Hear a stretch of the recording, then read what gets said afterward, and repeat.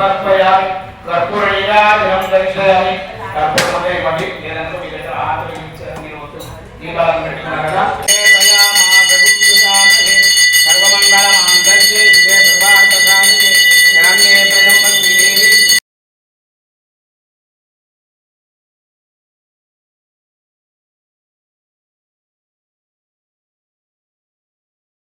దేవి ఆ యొక్క పరమేశ్వరుడు అడిగిందంట నాదా స్త్రీలు సకల సౌభాగ్యాలు అష్టైశ్వర్యాలు కలిగే వ్రతం ఏదైనా ఉంటే చెప్పని చెప్పి చెప్పడం జరిగింది. అప్పుడు దీనిని ఎప్పుడు చేసుకోవాలా చూడండమ్మా.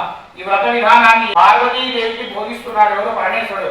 ఇది శ్రావణ మాసంలో వచ్చే 2వ శుక్రవారం పున్నమి ముందు వచ్చే శుక్రవారాలకు నమస్కారం చేసుకొని వాళ్ళ ఆశీస్సులు చేసుకోవడం జరిగింది. దీనితో ఆ యొక్క వరలక్ష్మి యొక్క అనుగ్రహంతో ఆ యొక్క బ్రాహ్మణ కుటుంబం ఎంతో సంపన్నంగా పుష్పం దక్షిణా సమర్పయామి కర్పూర నీరాజనం దర్శయామి.